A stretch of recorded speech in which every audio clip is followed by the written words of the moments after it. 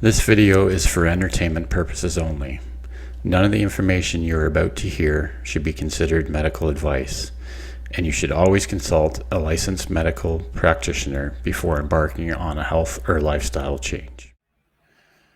Okay, so we're recording now. So this week you go by Bob, do you? Or just semi-retired Bob? Or Either is fine. Yeah. I answer to anything except late for dinner. That's good. So that's your YouTube channel name? My YouTube channel name is Semi-Retired Bob. Yes, indeed. Yeah. And I think most of the people that follow me also know of you. I've seen you all over the place in the keto community, or sort of the low carb keto carnivore community. So it's good to have you here. I think from what I've seen, you're mostly on a carnivore lifestyle, are you? Yes. I primarily do lion diet. Okay. So that's by nature, that's a really low carb type lifestyle. Yeah, that's just ruminant meat, salt, and water. Okay. I have added pork back in just recently because the price of beef has continued to climb, and I'm a retired guy on a fixed income, so I had to do something, and pork was significantly cheaper. I picked up a pork loin for $1.99 a pound last week and cut it into meal-sized chunks, as opposed to, it was on sale, but and I just got some ribeyes, not ribeyes, T-bones. I found T-bones on sale at the Food Lion for $6.99 a pound, so I bought quite a few of those. But $6.99 a pound is still a lot more than $1.99 a pound.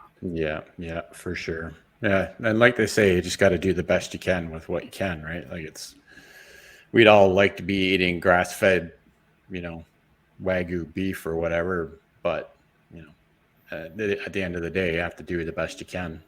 Yeah, I could afford to eat that maybe 2 or 3 days a month, and then I'd have to do 27 days of fasting if that's all I was going to eat. Yeah. And if you've watched any of my videos, I'm not a huge fan of fasting. Right. Yeah, it's definitely a tool for some people. I only do it because it comes natural to me, but it's definitely not required. I'm actually trying to eat more nowadays and fast less because I find it just gets too much after a while. Yeah, and one of the things I talk about a lot is I believe in intermittent fasting and I believe in some fasting, but you should never try to force that. Just eat like you would normally eat, and every once in a while you won't be hungry, you'll skip a meal and barely even notice it. Let the fasting come to you. Don't try to push yourself down the tracks to the fasting. And that seems to work best for most people.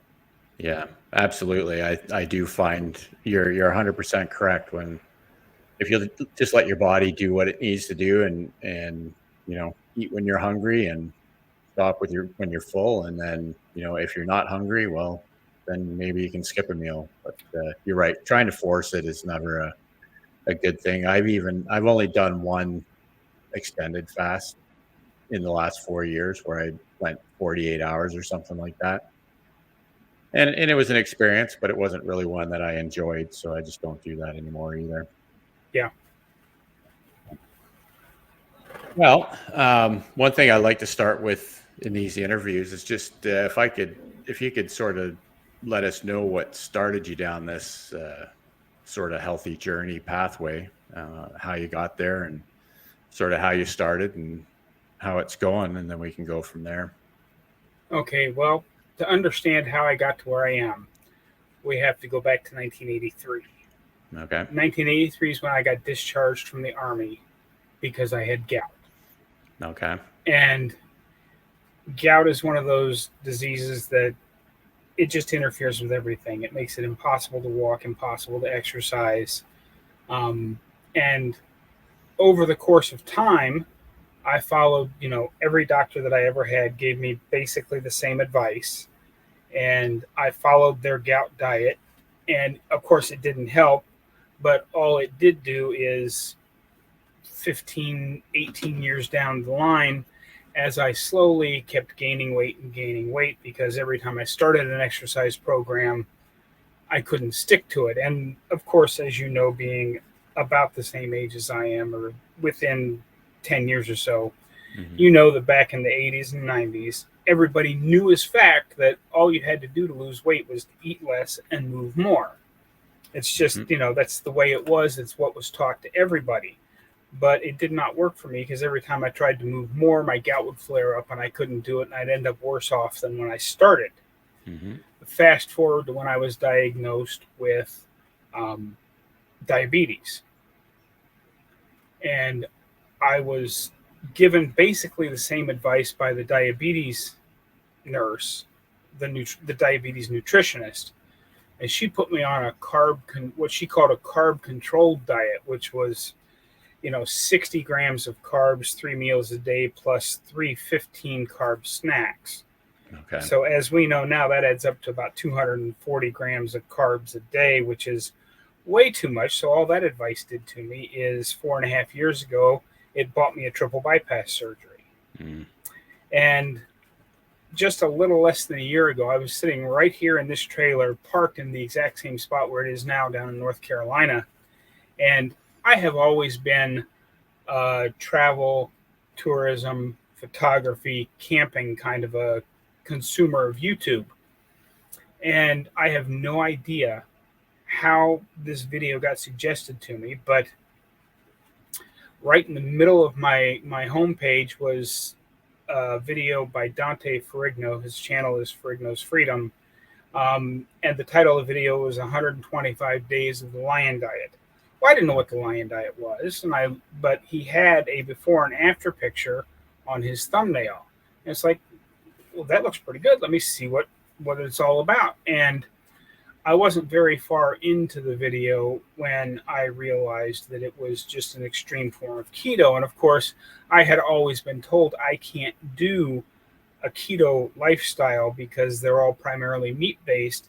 And everything I'd been told and knew as fact from the time I was discharged to the Army till last year was that, when you have gout, you shouldn't eat more than 2 ounces of meat at a sitting, never red meat, just chicken, pork, and fish. Mm-hmm. And 1 or 2 times a week is all you should have of that. Everything else was, whole grains, vegetables, all the other stuff that causes inflammation.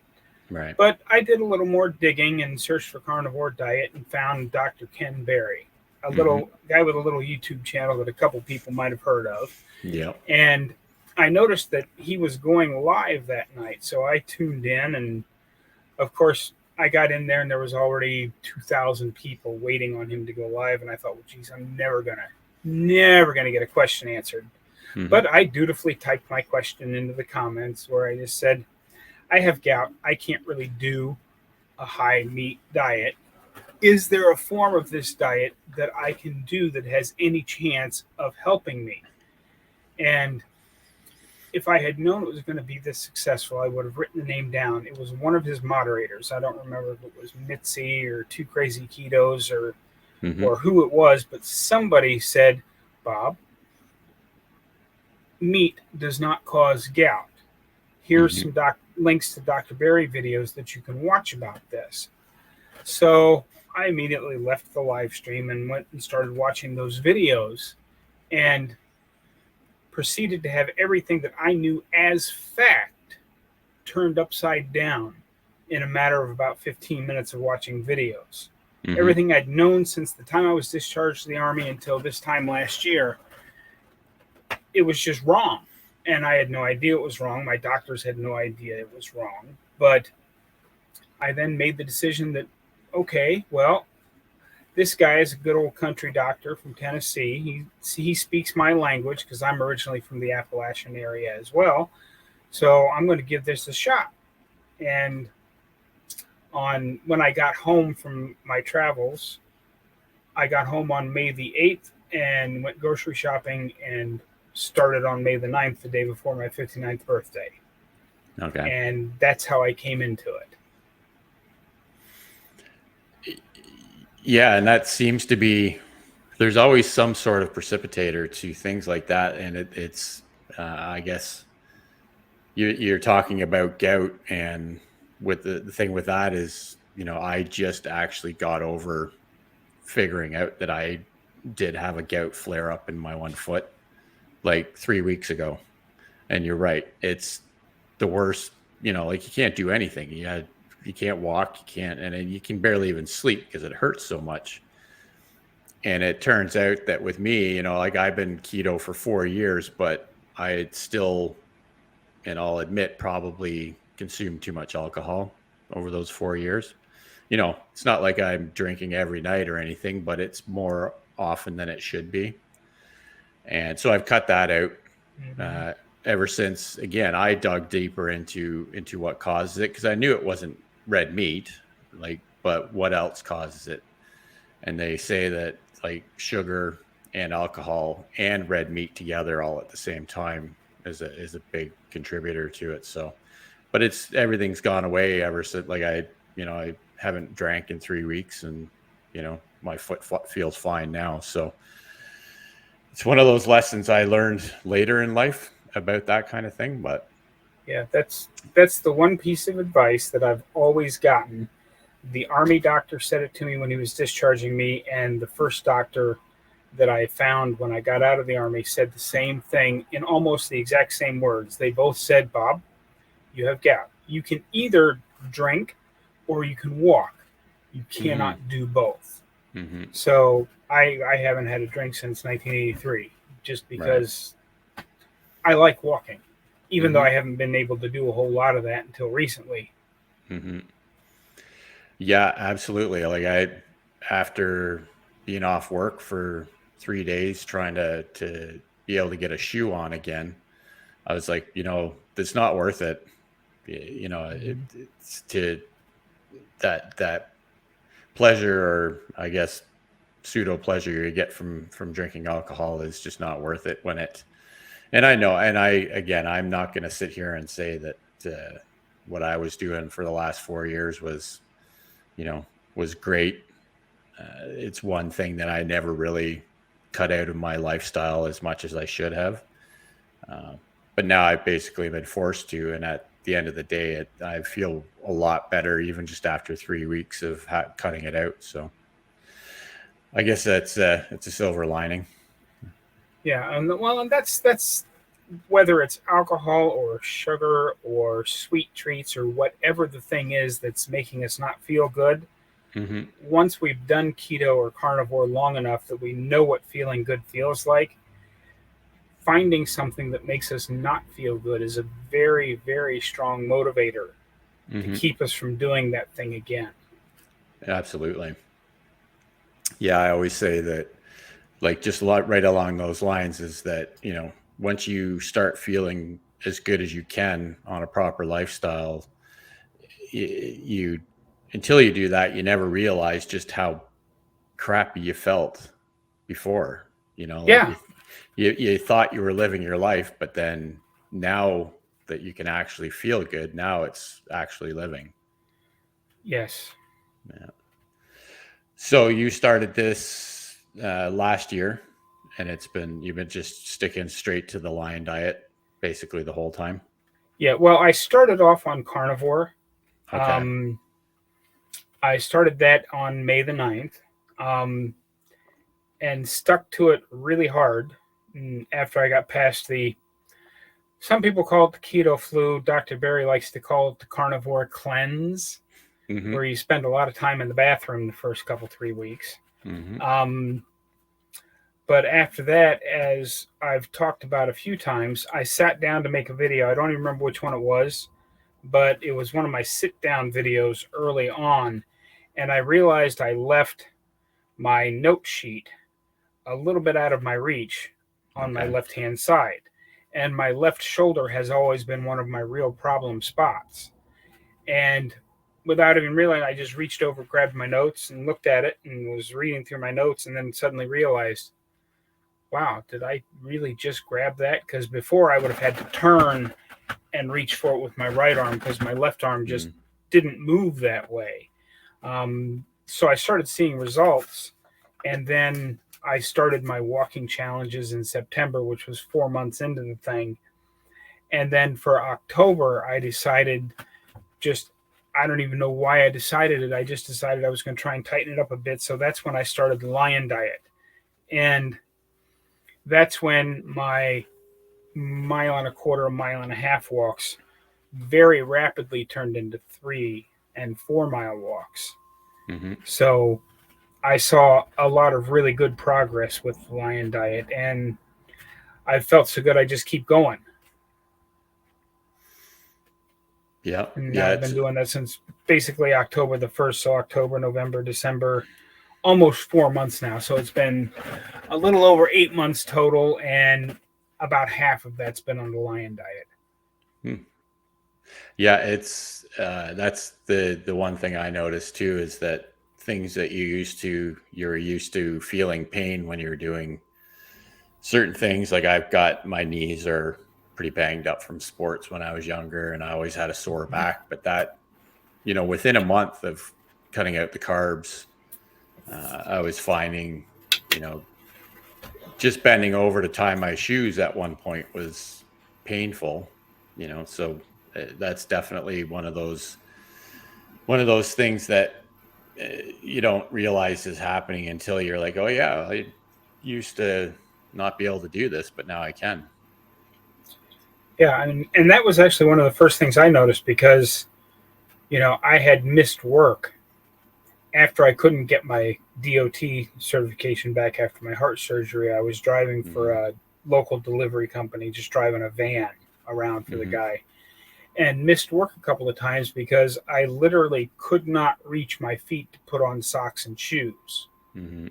And it was about a month into it. I just got up in the morning, took a shower, got dressed, threw on my shoes and socks, and walked upstairs, and then realized, I didn't even notice that I put my shoes and socks on. I just did it, and nothing hurt while I was doing that. Hmm. It just kind Yeah. of sneaks up on you. Yeah. Yeah. That inflammation is something I think probably 90% of the population just deals with, and they don't think like they think it's normal. And that's the one thing that, again, I'm in my early 50s, but I have a lot of friends that are sort of late 50s and 60s, and it's become common and acceptable that everyone's got aches and pains all the time. And it's like, well, my goal is to not have those aches and pains when I'm 60 or 70. That's, but it takes real commitment and lifestyle change to get to that point. Yeah, and I mean, one of the biggest causes of the inflammation that has been so bred into us from the time we were kids. I don't know how your parents were, but my mom was really big into the low fat because that's when, Hmm. about the mid 70s or so is when they really started the big push for don't have saturated fats, don't use butter, use margarine. Hmm. And margarine is what was always in our house. And even if you use no other seed oils, using margarine instead of butter puts an incredible amount of seed oil into your diet. Hmm. And seed oils, we could sit here and talk about the omega 3 to omega 6 ratio till we're blue in the face.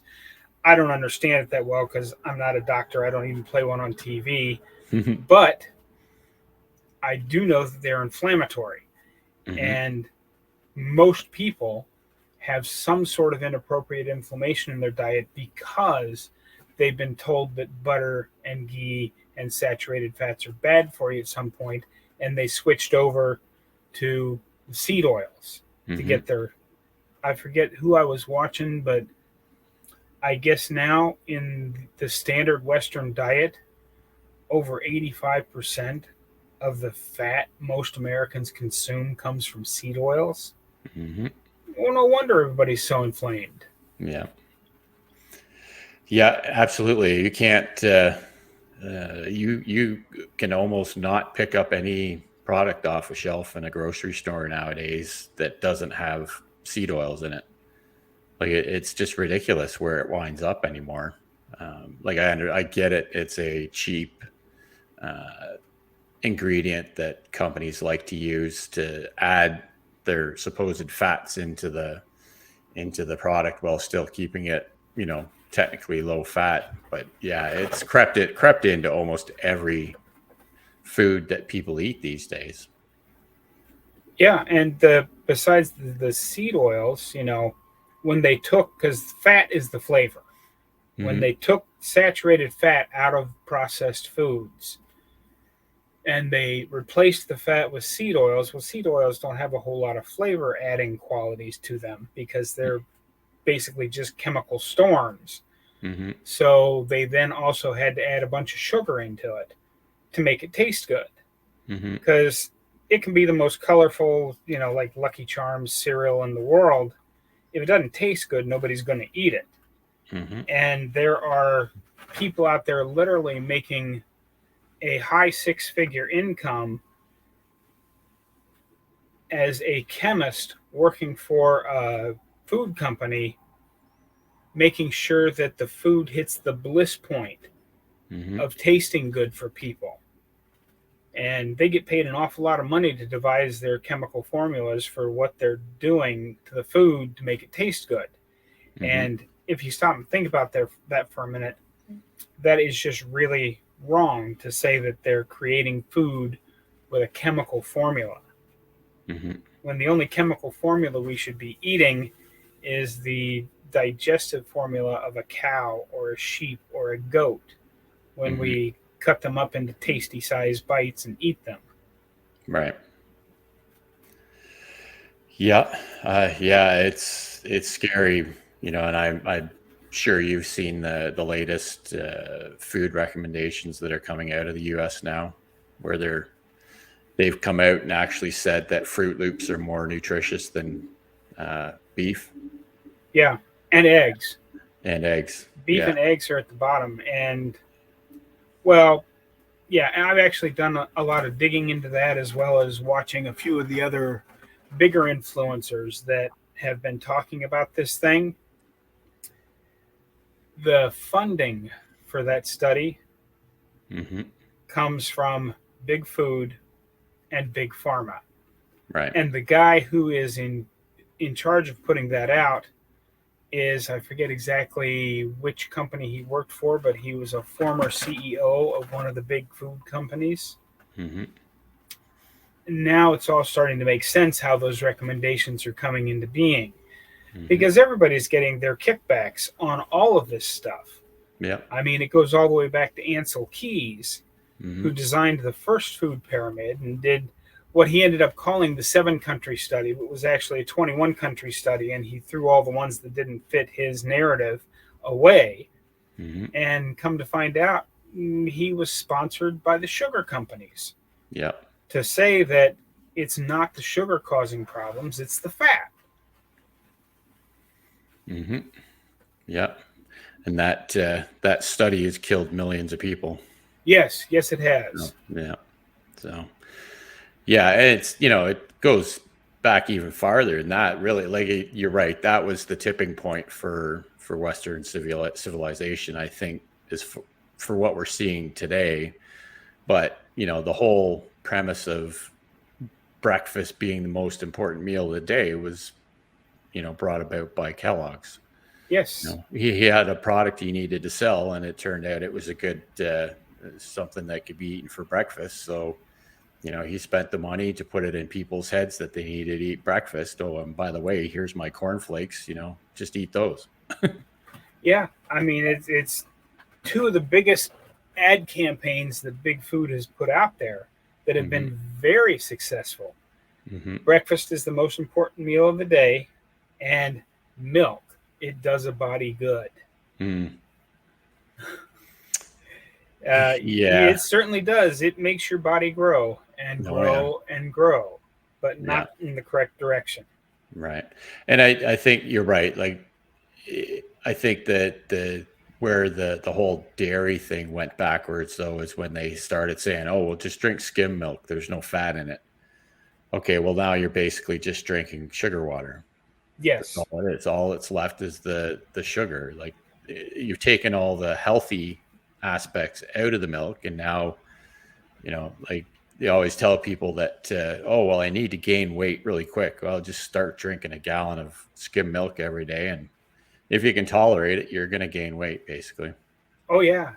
So, yeah, Wash it down with a 12 pack of donuts every day. You'll gain weight yep, in a hurry. yeah, yeah, and so yeah, it is kind of scary and a little bit sad how captured the whole nutrition recommendations have become, between the government and big pharma and big food, all putting money in each other's pockets just to keep everyone sick, so that, people are addicted to the food and then they get sick. So now they're on medication for the rest of their life. And both of these sides are pumping money into the politicians' pockets to make these recommendations. And so that's why I think it needs to come from people like you and myself and everyone else in this community. Like, it has to come from the ground up, because there's no way it's ever going to get fixed from the top down. Not ever. Yeah. There's too much money being made by too many people. Mm-hmm. I mean, they claim that we have the best health care in the world here in the United States. Because did you realize that we spend, as a country, we spend more on health care Mm-hmm. than the next 11 countries combined do? Mm-hmm. Because we don't do make you better. We do, Right. here's a pill to fix your symptoms, but it's Right. not going to actually do anything for the underlying disease. But if you keep taking this pill for the rest of your life, you won't ever feel the symptoms until it kills you. Mm-hmm. Yep. Yeah, absolutely. And that's why I was talking to Tom about this a couple of weeks ago. And I've always thought that one way we can sort of force real change is through companies like Virta Health. I don't know if you've followed what they're doing. They're sort of a company that works with health insurance companies, and they go into big companies and they help change the health of the employees, so that the health insurance companies aren't paying out as much money, basically. So that's one avenue that change might come from, because Yeah, I've seen that, and I'm actually pretty excited about Dr. Sean Baker's company that's supposed to launch sometime late spring, early summer. Rivero. Mm-hmm. Yeah. He's got a lot of people on board, and I don't know exactly when that's going to launch, but I'm pretty excited about that as well. Mm-hmm. And Yeah. every healthcare provider they have signed up understands that their primary mission is to get people off their meds. Mm-hmm. Yeah. Yeah. Yeah. And it's, I don't know. Like, I personally don't spend much time in doctor's offices. I haven't had to recently, but so I don't know what my sort of family physicians, what their stance on low carb diets are. But what have your doctors, or do you have even consulted their doctors about your change? Or? Yeah. Well, my pain management doctor is very happy with the results. He never even asked how I've done it. He's just happy that I don't need nearly as much pain meds as I used to. Okay. My cardiologist is a keto cardiologist. He really likes it. He does keto himself. And that's the last pill that I'm still taking, which is my blood thinner from my heart surgery. Mm-hmm. And I asked him about getting off of that, and he's like, well, you're doing real good. Let's keep taking it through the winter, and when you get back up here in the spring, we'll run some more tests and see if it's okay to come off that last drug. Just before I left to come down here, I fired my primary care physician, and I'm going to have to find a new one when I get home again, because, in the 4 months of doing carnivore, I erased my fatty liver, I erased type 2 diabetes, I erased my stage 1 chronic kidney disease, I improved my arthritis by 92 to 94%. My spinal stenosis almost gives me no trouble anymore. It still does. I still have my days where it's hard to move, but not nearly as bad as it used to be. Mm-hmm. And at that time, I had lost about 80 pounds. And all of that, all he wanted to talk about was my LDL cholesterol and why I should be taking a statin again. Right. And I said, well, can you show me some kind of research that supports the use of statins? And he said, well, it's been very clearly documented that statins can reduce your risk of having a bad outcome by 50%. And I said, you may want to recheck that um, research because you'll find that that 50% number is a relative number, Mm-hmm. but the actual number is zero point 0.5 versus 1, which Mm-hmm. means I would have to take a statin every day for 30 years and suffer through all of the side effects of it to maybe get 8 extra days of life out of it. Right.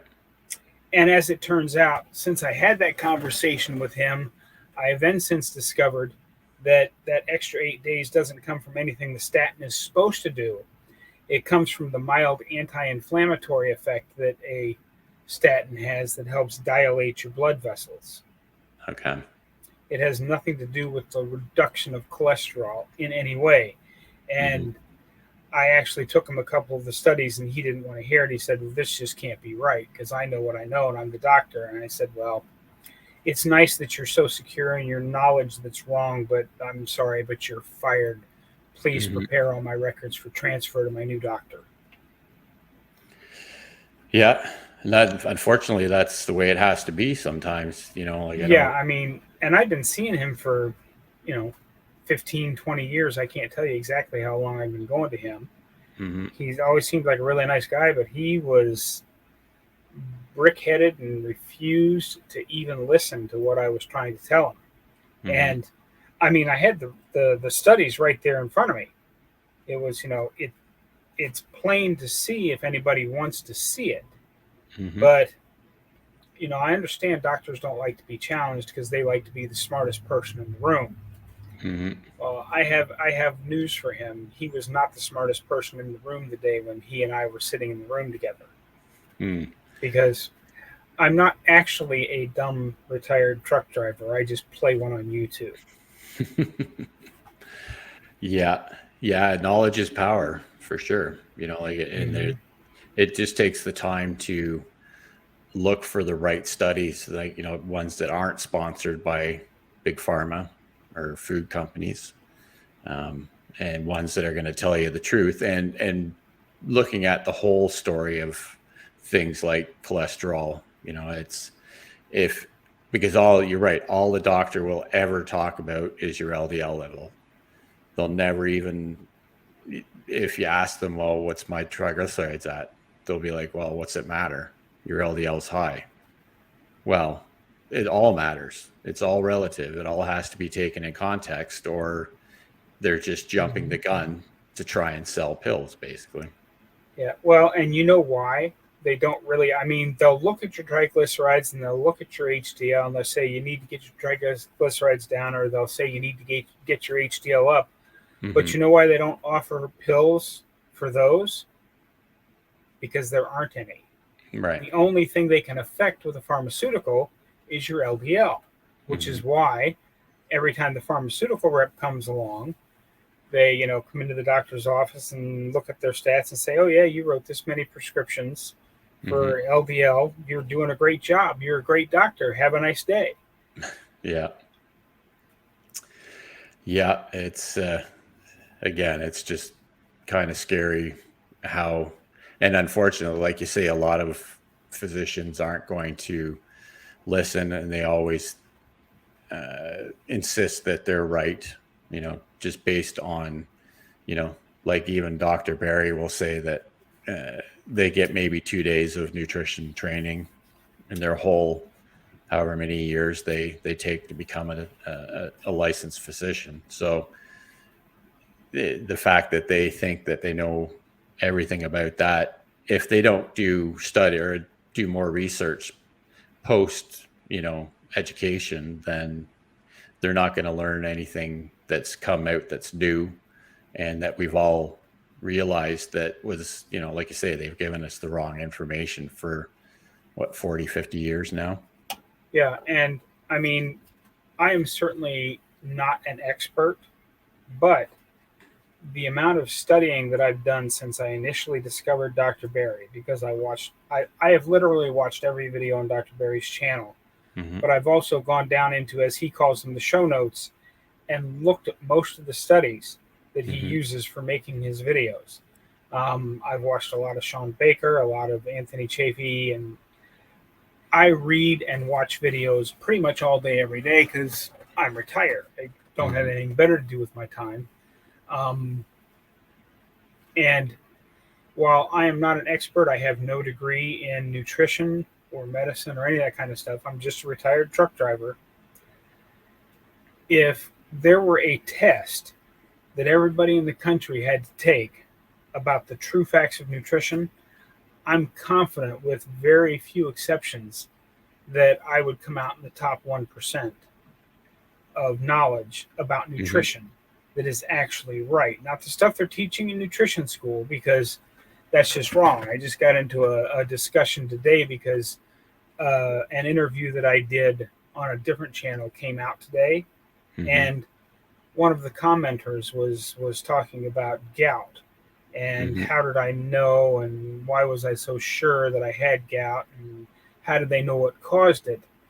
And I went and looked, and even though we know that what I was told in 1983 was wrong, if you go to Dr. Google right now and type in gout diet, the top 10 or 11 results will be exactly the same information that I was given back in 1983. Right. And back in 1983, we didn't question doctors. They were the smart guys in the room. They knew what they were talking about. Obviously, they're a doctor. But now that we have the internet and free exchange of information and thoughts, it's changed how we feel about things, and it's changed how we think about things. So now not only do we know to ask questions, we know what questions to ask and how to ask them. But the information that there for many of the things has not changed. Like I said, if you go out and look up gout on the internet, it's going to tell you the same wrong, stupid stuff that I was told in 1983. And it's that way for all sorts of different illnesses. Why else would the American Diabetes Association be pushing recipes that are loaded with sugar? Right. Yeah. Yeah. And it's exhausting sometimes thinking about everything that's been done. But the way I look at it too is that, like, if you take someone like the ADA, an organization that everybody or millions of people have looked to them for guidance with managing diabetes, for them to come out now and say, well, everything we've been telling you for the last 40 years was wrong. It's like, even if they know deep down inside that what they're telling people is wrong, how do they come out now and say, oh, oops, we were wrong. We've been telling people to do this, when, we could have got rid of, 80% of the diabetics medication out there just by changing these recommendations. Yeah, and those press conferences are never going to happen from either the Heart Association or the Diabetes Association, because one of those little known facts is that where the Heart Association and the Diabetes Association get more than 70% of their funding from? Yeah. Big food and big pharma. Yeah. And that's why we're never going to have that press conference that says, sorry, we got it wrong, but if everybody would cut out sugar right now, everybody's diabetes in the country would go away. Type 2 diabetes and type 3 diabetes. The type 1 is a completely different story, but even type 1s can get it down to where, just as an example, if they were using, say 100 units of insulin a day, if they stop dumping carbs into their system, maybe they can get that down to 10 units a day. And save themselves that 90 units a day of insulin, which with the price of insulin would be a huge savings for them. Sure. And they would be better controlled. Mm-hmm. They would have a chance of living much, much longer. Right. Yeah. Yeah. No, I completely agree. And you're right. It's nothing you're ever going to hear from those organizations. Um, Unfortunately, and that's why I say it's going to be people like us that try and uh, get the real word out there, and hopefully that's the only reason I started this YouTube channel, was to try and help anyone I could, because it helped me so much in 2 years that I figured the least I could do is get on here and help anybody I can. And that's why I started this series too, to get stories like yours, because everybody's got some information to bring to this story. Yeah, and that's the main thing. The old thought of YouTube with every other niche on the platform, whether it be photography, travel, camping, whatever, people would look at each other as their competition. Mm-hmm. Well, you and I, are competing for views. Mm-hmm. We're not doing that in this space. In Right. this space, everybody tries to support everybody else because most of the people in this space, with the exception of some that have lots of expensive products to sell you, I Mm-hmm. should say everybody in this space that does not have an expensive product to sell you, Mm-hmm. they're just trying to get the word out. I mean, Dr. Barry makes his videos because he's trying to make amends for all those years of bad information he gave as a doctor. Right. And he's reaching quite a few people. Mm-hmm.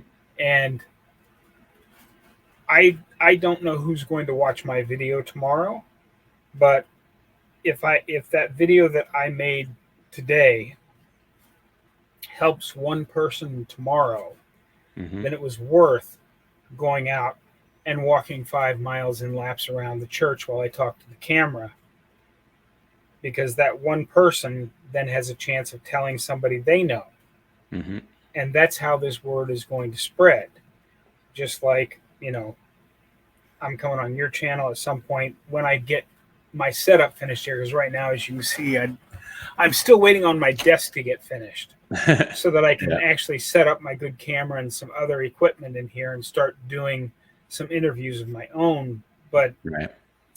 and we just have to keep on supporting each other because we need to get the word out. And I believe most of the people that are in this space are in it initially because they want to get the word out. Now, Mm-hmm. there are some of them that are, I consider, very good creators that have, things that they charge for, and I'm not against that at all.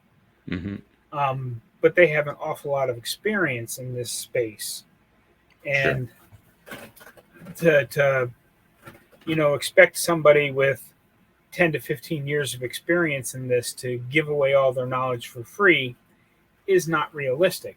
They still Mm-hmm. put out videos and give lots of free information, Mm-hmm. but the fine tuning points, if you're going to go on record as telling somebody, well, if you're having this problem, try this. If you're going to go on record for that, you're going to need to be charging for some of that, because you're then opening yourself up to where you may need malpractice insurance. Mm-hmm.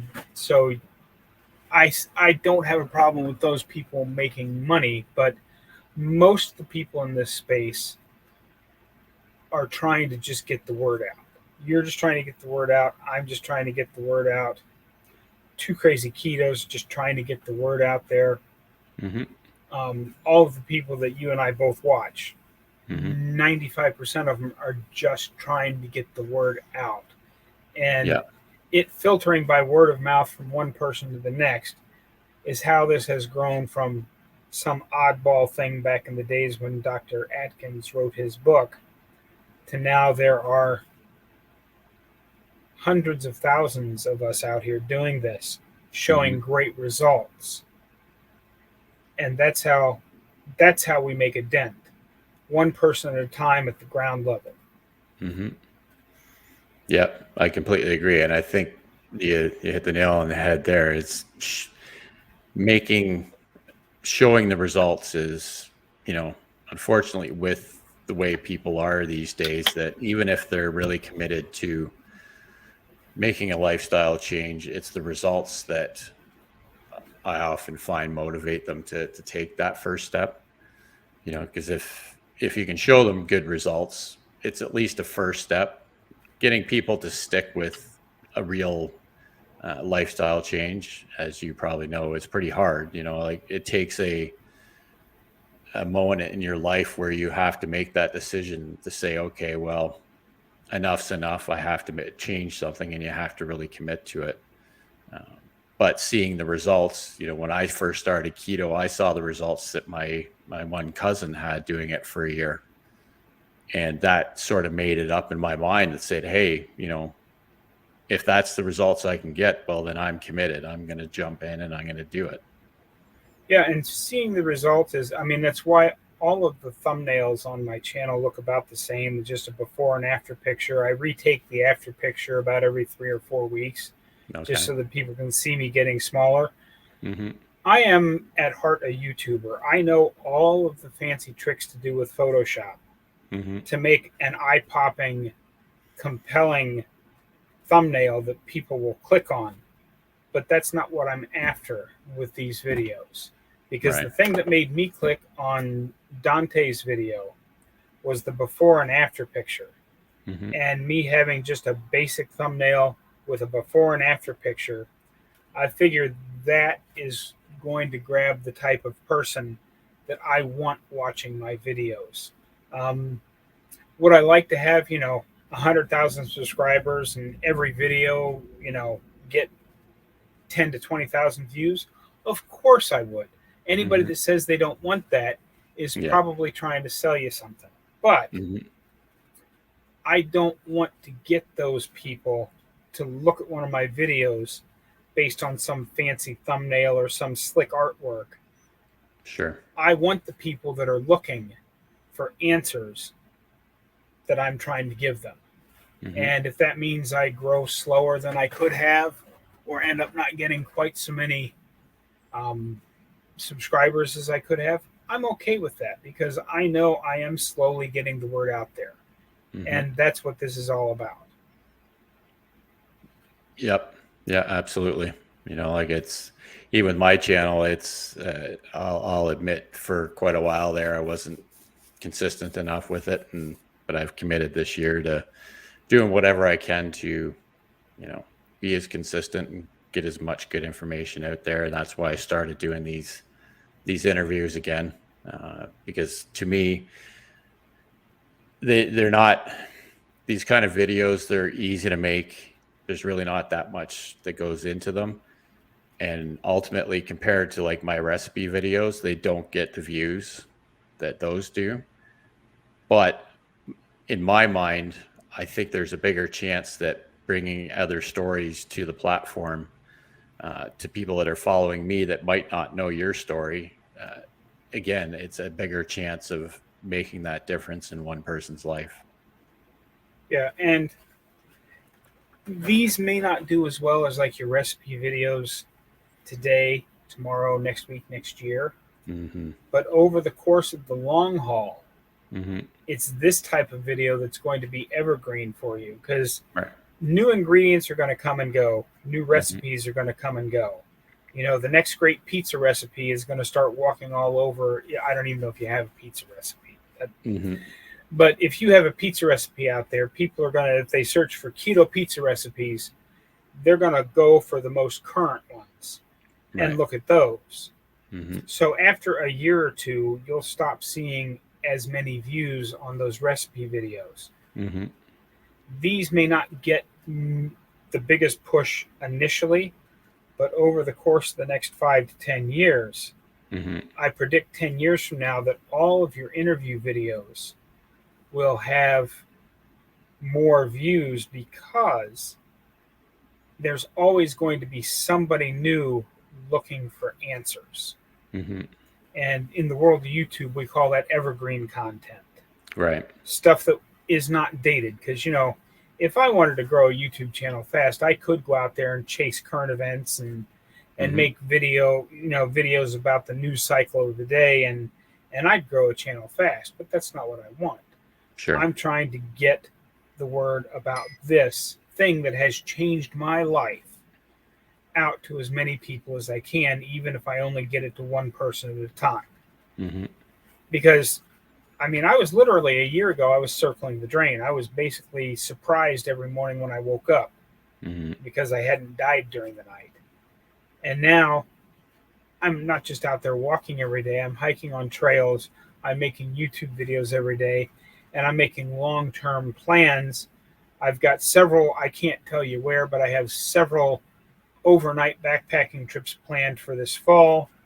And then I have some longer trail hikes scheduled for next year that aren't actually scheduled yet. They're in the works. Hmm. And then, all that's leading up to I'm going to do an Appalachian Trail through hike in 2025, Hmm. which is just a little hike of 2,200 miles through the woods. Yeah. Yeah. Yeah. That's amazing. And it just goes to show, like, how quickly you can regain your health. Like, and and it really doesn't matter, how far or how bad things can get. You can turn it around as quick as you've done.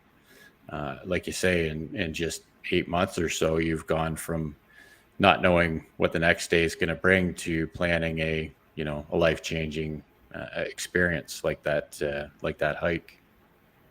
Yeah. And Yeah. I'm hopeful that that's where my channel is heading because I'm always going to be a carnivore channel because I am carnivore. I Hmm. have no plans of stopping carnivore at any point. Hmm. But, I want to show people that, look, remember 2 years ago when I could barely stand up and the first walk was just down to the corner and back? Now, Hmm. here I am on top of this mountain showing you this view. Hmm. And I'm hopeful that not only my current subscribers will enjoy that, but new people will continue to come in and go, wow, anything really is possible. And you're Hmm. never too old because by the time I get there, I mean, I turned 60 in 3.5 months. Hmm. And by the time I start my Appalachian Trail hike, I will turn 62 on the trail. Okay. Um, so I want to show people that you can do this at any age, Hmm. no matter how sick you've been for most of your life, Right. provided I make it to 62. I could go out there and get hit by one of these stupid trucks running up and down the highway any day now. Yeah. Yeah. Yeah. I I don't agree. anticipate that happening, but you never know. So Sure. that's why you know, I can never say, well, I don't feel like going out and walking today. I'm going to skip a day. Hmm. There may not be the next day. So I have to get out there and do it every day. Except for like this last Sunday, I didn't put a video out because it literally rained here. Not just a little bit of rain, but it rained buckets hard for Hmm. about 28 hours straight. Oh, really? I mean, there was standing water in the parking lot and in the runoff area that has drains and everything. There was about 2.5, 3 feet of water in the runoff area because everything was saturated, it had no place to go. Hmm. So no, I'm not hardcore enough that I'm going to go out and walk in that kind of rain because number one, I don't think my stupid little camera phone would survive walking in a rain that hard. Right. Although I did just order today a waterproof case. Oh, So, okay. so perhaps, I still don't think I'm going to walk very far, but perhaps I will go out and see if I can't record something in the rain the next time it rains that hard. Hmm. Well, it would certainly show you the dedication you have to doing what you love to do, right? Yeah, and I had never thought that I would like walking at all. Hmm. I mean, I've never been a big fan of doing that kind of physical activity. I always knew I needed to do some, Hmm. but this has turned from in September the 1st, I begrudgingly got up and walked down to the corner and back. And over the course of the next month and a half or so, it became habit. And people that kept tuning into my videos were the thing behind me pushing me to keep going. And one day I woke up and went, Well, I can't stop now because I never know who's going to tune in to watch tomorrow. Mm-hmm. I have to have something for them to see, because maybe that person that was going to tune into my video sees that I gave up and didn't put a video out that day, and they think, Mm-hmm. well, gosh, if Bob's going to give up, why should I even bother trying? Sure. And I can't live with that. That's Mm-hmm. that's not that's not me, not anymore. A couple of years ago, I'd have gone, who cares? Yeah. But now, that's just not me anymore. Yeah. Well, that's definitely some inspirational uh, information that you've put out tonight. Like it's um, again, the difference in everybody's story and everybody's reasons behind why they make changes, and everyone's motivations is what I find most interesting when I talk to different people. Like for the most part, if you're just talking back and forth in a chat or something on a video or in a live stream and all that, and watching videos, you can't always get the real sense of why people are doing things. So that's why I like having these one-on-ones, and the reason why I usually just record them instead of doing live streams, because I find with the live streams, I don't get a lot of people, but things get kind of distracted when you're talking to people in the chat all the time. So, Yes, indeed. so. And before we wrap this up, Hmm. um, because I'm expecting many of my viewers to come to your channel and Hmm. watch this video, why don't you take a moment and tell everybody where all they can find you? Do you just have your YouTube channel, or are you also on Instagram or Facebook? Um, I not I don't really do anything on Facebook other than personal stuff. I haven't really gotten onto Facebook. I started everything on Instagram, actually. Mm-hmm. I've got a fairly big Instagram following. That's under thriving _with _Jason.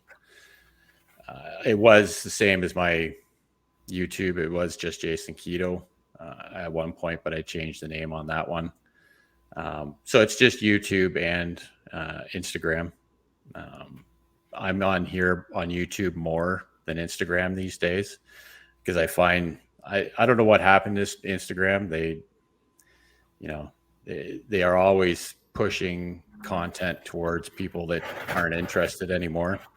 So, if you ask any of your followers anymore these days, do you ever see any of my posts? And 99% of them never even get to see your posts. So I kind of gave up on that when I made a commitment to being here, trying to make a bigger difference. So that's basically where I hang out, trying to put out these videos at 8 p.m. Eastern every Thursday night as a premiere, so we can talk to whoever's there and answer questions that people might have. So that's basically where I'm at right now. Okay, yeah, and I think one of the big things that happened on Instagram is that it was originally a place for artists, Mm-hmm. photographers, videographers, and stuff to show off their work. Mm-hmm. And it has gone beyond that now, ever since the Facebook people bought them out, and it's now all the same company.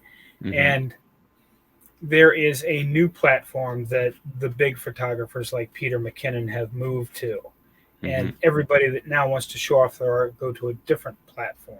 Mm-hmm. And I also have an Instagram. It's semiretiredbob, and if I remember, I post something about once every 3 weeks there.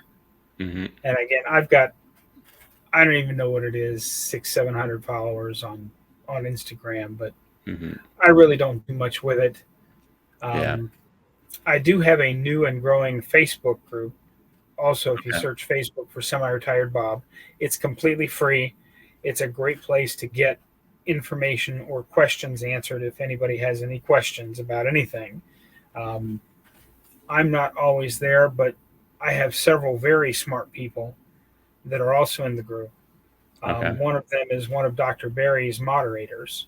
Mm-hmm. She is in my Facebook group, and she answers questions as often as she can. But she's also quite busy with everything she does for Dr. Barry. Sure. Yeah. Yeah, no, that's cool. Like like I say, when I put this video out, it won't be this week, but the following week. I'll definitely put links in the description for your YouTube. I can put Instagram and Facebook there as well, and I'll go check out your Facebook group. Um, I don't use Facebook that often, but I do like to support the individual groups for the healthy community. So. Because like I say, Instagram, I'm the same way with it now. Most of the time, the only thing I do with Instagram is to post links to my videos on YouTube. Yeah. So you're expecting this to come out on like February the 2nd Yes. at Yep. 8 p.m.? Yep. 8 p.m. Eastern. Okay, let me write that down here real quick. Yeah. And Eastern on February the 2nd. Yeah. I'm not making any promises, but I will attempt to be there. Since you're going to do it as a premiere, I will attempt to be there to answer questions that any of your viewers may have as well. Okay.